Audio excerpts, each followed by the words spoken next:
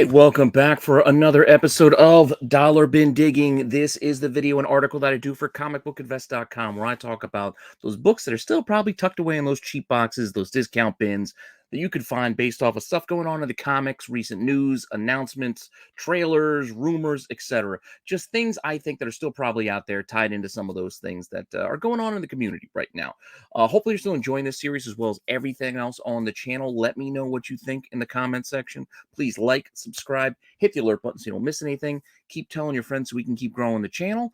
And yeah, it's going to be a short one today. Got to get ready for the NFL draft in a little bit. So like I said, this might be a little quick, but I still got a few books I want you guys to go and check out. So with that all said, just hang on for a few seconds after the intro and I will be right back.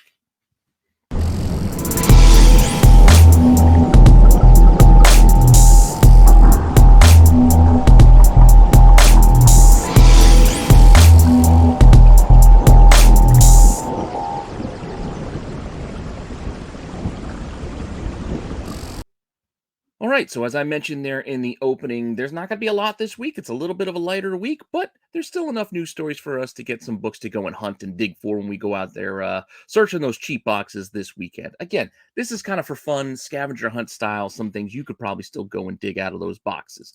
While I do that, I'm also going to give you some information. So with that, let's get into our first news story, which is about the new Guardians of the Galaxy movie, Volume 3. It's got a spoiler. Apparently, there's a spoiler character in it. One that's been spec'd on for a while now. So if you don't want to know, again, I can't say this is confirmed 100%. It's just the news story that I'm reading. But apparently, I'm going to spoil something for you. So if you don't want to know, as I said, skip ahead. But if you don't care, apparently, Philavel is going to be in this movie. You guys know, I'm a fan of this character. Granted, the actress that they hired to play her is very, very young. So we'll see how this plays out, what kind of version they're going to go with. But Philavel is a pretty cool character and one of the Guardians eventually. She did join the team there for a while. Now, you probably know her first appearance, long gone by now. Captain Marvel 16 and 17. I talked about these years ago, to look for them in dollar bins, and they were there. Those are probably long gone. But just so you know, still want to give you that information. So this is where you get at the end of issue 16. There she is. It's Philavel, the new Captain Marvel, etc. Now, this thing doesn't sell like it used to, but it still sells. Copies in that kind of $30 range, best offer on $40. And then look, there's a 16 and 17 that's sold on the best offer for $100. Asking prices, again, aren't as high as they used to be. There's copies for like $18 and $35. So really not dollar bin fodder here. Like, this is something that you're probably not going to find at a dollar. Like I said, this is a known book, but this isn't the only one you can go and look for just because it's Philavel. While this is the first appearance of Philavel in the Marvel Universe, she died. And I know it's comics, they always come back, but realistically, there is another Philavel from a different timeline, universe, etc., who actually is the one that's in the current 616 universe. So why not look at her? Infinity Countdown number 4, we get introduced to Earth. I got to look for the number because I don't remember it. Earth 18897's version of Philavel. She comes in, brand new version of the character from a different timeline, different universe. But this is the one that sticks around and is now currently in the Marvel Universe. So she first showed up here in Infinity Countdown number 4, which is a book you could probably find out there. I mean, look, I've only found really one sale on its own. There's some lots and some sets, but $2.69. Buy it now. Asking prices are like $3 to $4, or $3 to $5, I should say. Not a pricey book. This is cover price or less. So this is something you could probably still go and dig out there. And this is the first appearance of the current version of Philavel, which is technically a different character since she comes from a different Earth, different universe. So it's just not like a new uniform, new code name, or anything like that. This is technically a new character. And with that said, if you don't like that, or if you do like that, but you want a little bit more, one of the recent runs of Guardians, I think is the 2019 version, new number 1. They restarted this title so many times, it's hard to keep track. But there she is, joining this iteration of the Guardians of the Galaxy. And maybe this Philavel showing up in Guardians 3 is the steps towards her joining a new version of the Guardians of the Galaxy or something. Who knows? Who knows where we're going? We just know James Gunn is done. A lot of the actors are going to be done playing the roles, but I don't know if we know what the future holds for the Guardians as a team as far as the MCU goes. So we will see what happens. But the fact that they hired a young little girl to play this character might make it seem like they might get back to this down the line, and they've already got somebody in place to play a role, maybe a significant one. Who knows? She is a pretty cool character, especially if they give her that sword down the line. But that said, even this Guardians book doesn't sell for all that much. Like I said, it's only a few years old. Donny Cates' run, best offer on like $4. So this is, again, cover price or less. Asking price is $4 to $5. That's online, but I'm sure you can dig this out of a box, discount box, overstock back issues or something like that. But that's our first one. Up next, Kraven. We also got Kraven news this week. I know. I'm also not super excited for a new Kraven movie or a Kraven movie, but we did get rumor that Rhino will appear. All right. We don't know in what context, really. There was apparently footage shown and no details whether it's the Paul Giamatti version, is the new version of Rhino, is it the same character, different universe. Who knows? I have no clue. Is Kraven hunting the Rhino? I don't know yet. You don't know yet, I don't think. So we will see. But obviously, you're not going to find Rhino's first appearance in a dollar bin. You're just not.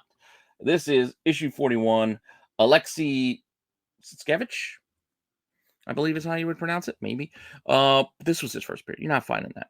So what else can we look for? There's not a lot of Kraven and Rhino stories that I can find where they really kind of crossed over or faced off or anything like that. I'm sure it had to have happened somewhere along the line, but kind of best I could really kind of track down and putting the two in the same place, surprisingly, was like a recent run on Amazing Spider-Man. And this is number 17, The Hunted. And I believe this was a return Kraven. And yeah, there was a lot of spider villains. So it wasn't even just like Rhino, but like Rhino was one of many that returned in this that Kraven kind of set after Spidey in this story. You can see here, the White Rabbit, Rhino right behind her, and then you got the Scorpion, Black Tarantula, Beetle, a couple other characters there. So, but it's kind of a connection, I guess. I don't think this is how it's going to play out in the movie, but hey, it's a book that I found, and one that you can find out in a box out there that can sell as cheap as $1 or as much as $13. Kind of all over the place there with the prices as far as sold go. Even asking prices for $5 and then up to $15. So, all right. I mean, this is a fun read, fun run. So if you can find all this Hunted series, I mean, obviously get it. But this is the part 1 where you see Rhino kind of show up. Now, as I said, we don't know which version of Rhino we're going to get, and there were a couple throughout the years. So I thought maybe let's look at the another Rhino. So this dude actually wasn't even named. This is Amazing Spider-Man 617. Really cool cover too, by the way. This is Rhino coming right at you. There's a 1 in 10 where it's less of the Rhino shown. It's just like the horn peeking through. It's like a 1 in 10 like variant, and there's other variants as well. But 617, we get introduced to a new Rhino. He's got like a weapon. He also has like more of a technological look, and he has ties to the Kraven off family. But Kraven, I believe, is dead at this point. So it's like his ex-wife and his daughter are the ones kind of working the strings or working with this Rhino. Maybe we get some sort of ties like that in the movie. I don't know, which makes me think that maybe it's not Alexei as the Rhino, who is in this issue as well, because the whole point of this was that the new Rhino was going after to kind of take out the old Rhino, who kind of looked like Kingpin in this story. So if you're reading the story, I mean, because he's kind of big and he's bald, so he just kind of looks a little bit like Kingpin. But that's where you're going to find this Rhino in this book. And it's not just like a one panel at the end, even though this is the end. One of the reasons why I picked this panel is because it shows the Kraven-offs in it. But the Rhino is basically throughout this whole book. So solid first appearance for this Rhino, who again, I don't think he's named. I couldn't find a name for him anywhere. So don't know who's really in that suit or if it matters. But this book, do all right. $4, $1, $10. Again, kind of all over the place. Really cool cover. $8, $3, $10. And as I said, there's a 1 in 10 version that does a little bit better, obviously, because it's a 1 in 10. There's a 1 in 15. I think also it's a different cover with the Rhino on it. But hey, just like a fun little thing for you to dig out. Like I said, who knows? Who knows what Rhino we're going to get? Maybe we do get an unnamed Rhino in the movie, and it is, loosely tied. I don't know. Just guessing.